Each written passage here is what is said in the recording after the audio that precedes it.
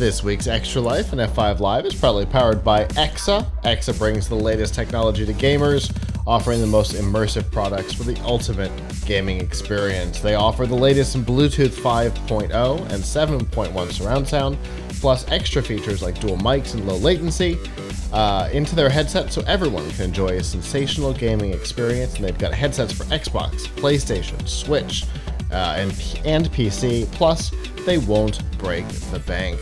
To learn more about the headsets that are available and any current promotions that are going on, you can go to f5live.tv/exa.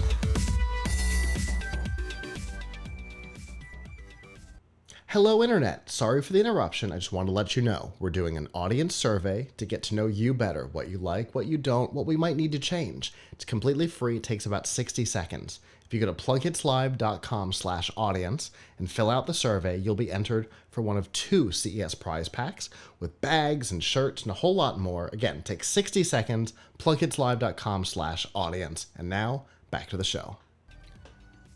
A couple of weeks ago, we talked about a report, a rumor, if you will, about a possible feature coming to the PlayStation ecosystem. It was called Spartacus.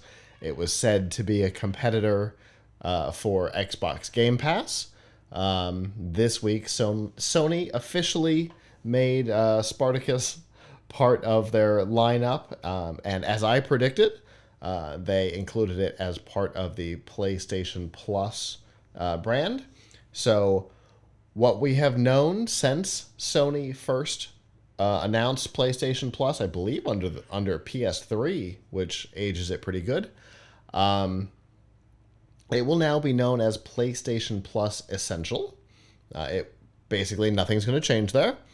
The features that you had will continue to exist. Above that, we've got PlayStation Plus Extra, which will be $14.99 a month or $99 for the year. This is where we get into Game Pass territory, right? You'll get a catalog of games available for your PlayStation as part of your benefits, and then you've got PlayStation Plus Premium, which is definitely PPP, which is hard to say, but that's going to be $120 a year or $18 a month. It'll have everything above, plus things like early access to betas, some timed previews, things like that, similar to what we used to talk about on EA Origin back when that was the thing. And theoretically, your game progress should save and be available to you if you end up purchasing the game, and then some discounts on PlayStation Store purchases. Now, some publications, very few though, have been talking about this being a true competitor to Game Pass. However, my take is different because it's missing a lot that Game Pass has. PlayStation Plus tiers seems like it's perfect for the person who is all in on the PlayStation ecosystem.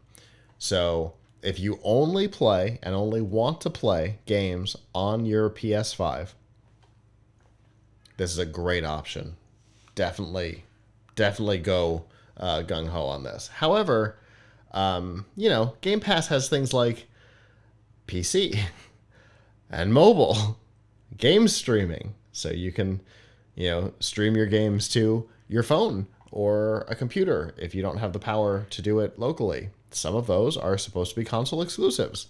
This new PlayStation Plus stuff is missing all of that. Plus, Microsoft confirmed this week that there's going to be a Game Pass family plan coming at some point in the future, which seems like it's just going to push it past this.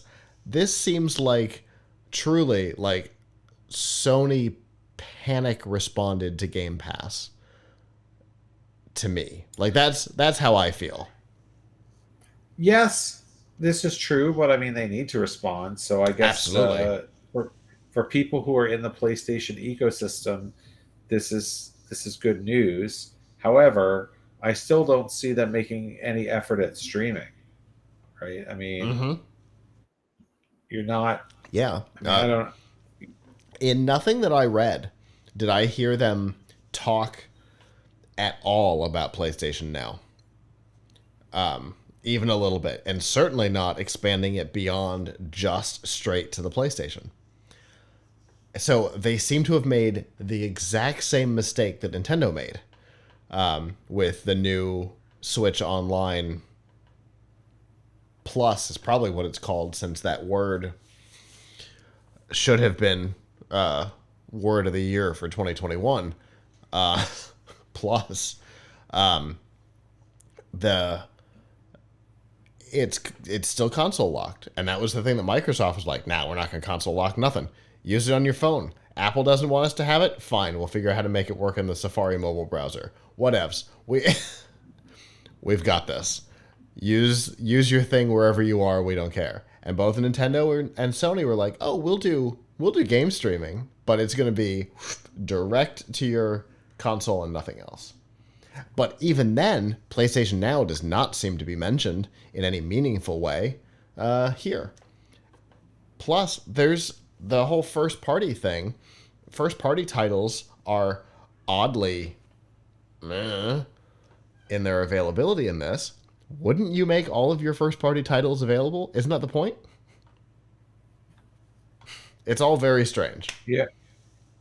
Yeah, I mean, they're a day late and a dollar short, but I guess, I mean, this has to be hard for Sony overall because, right? I mean, how many PlayStation exclusives are there?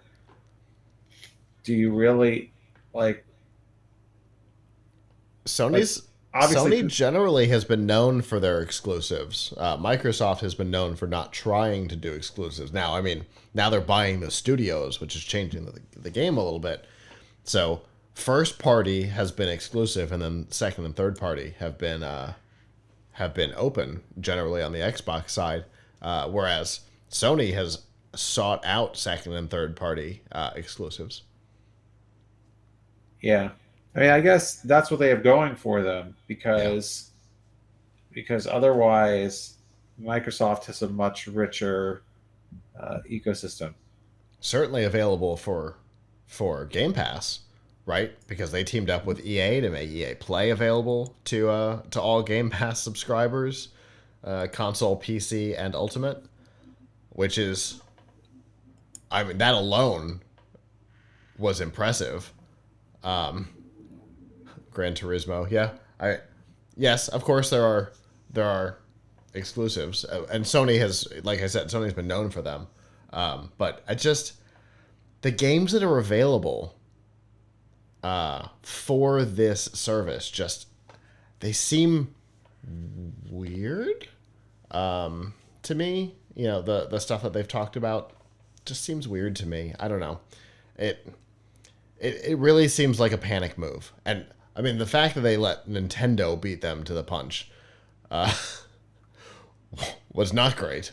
Nintendo, as we all know, Nintendo doesn't really care what the industry is doing. They do their own thing. They are different from everybody, and they're happy with that. And the fact that Nintendo got here before Sony, I think, was embarrassing to Sony because the Switch Online Plus or whatever kind of came out of left field.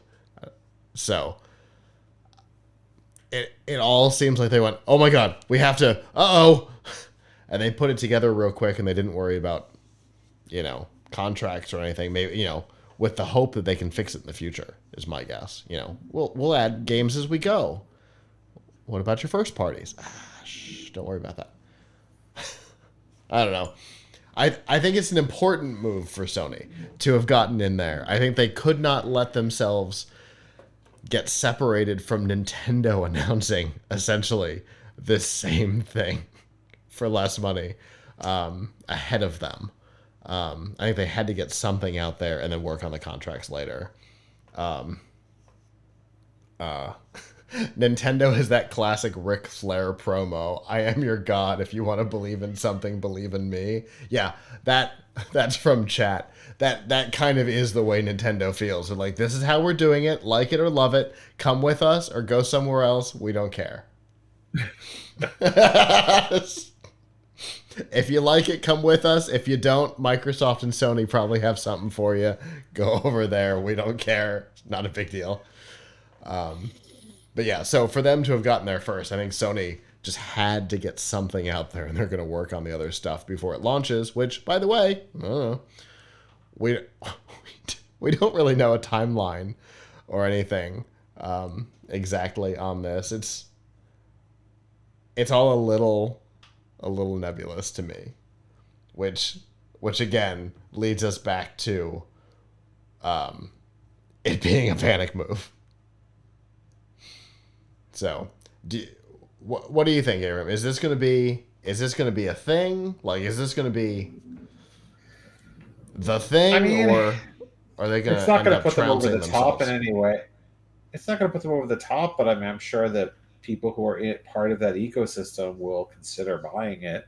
I mean, it's not a bad idea. It just Sure. may not do that well, but it's not going. I mean, doing nothing is hurting them, so doing something is okay. I mean, I think Sure. they will probably see a need to step up their game at some point, even more than this, and we'll talk about it then. But uh, it's, I mean, all three major console platforms have to have these services Mm-hmm. at this point. So Xboxes is the best, but Sony has to do something. Yeah. Yeah. Totally agreed. They've got to do something, and I guess this is something.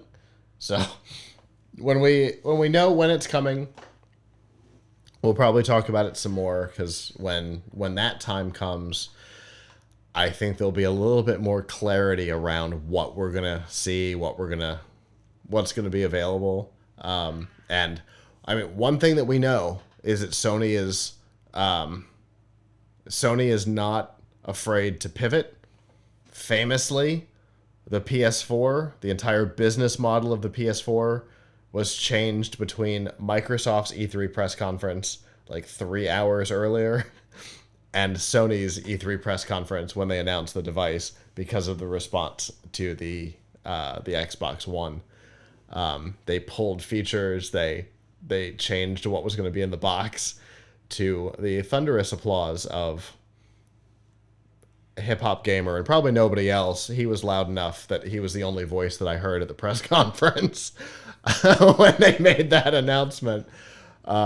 But you know, Sony's not afraid to make a pivot based on a response, and the tech press has not been, especially the gaming press, has not been kind to this announcement. Everybody's like, "Hey, Sony's doing a thing, and Game Pass is still going to be the best deal in gaming." So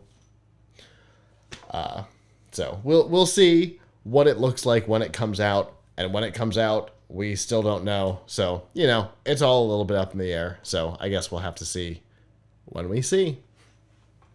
Hello, YouTube. Thanks for watching, and I hope you enjoyed this episode of F5 Live Refreshing Technology. If you did, please subscribe to the channel down below, and of course hit the notification bell, because we know that subscriptions don't mean much on YouTube anymore. If you've got topics that you'd like us to talk about in the future, please comment them down below. And if you'd like to not follow us on YouTube, there's lots of ways that you can follow along with our content by going to PLUGHITZlive.com/subscribe. There you'll see all of our shows and all of the ways that you can watch, listen, and follow along.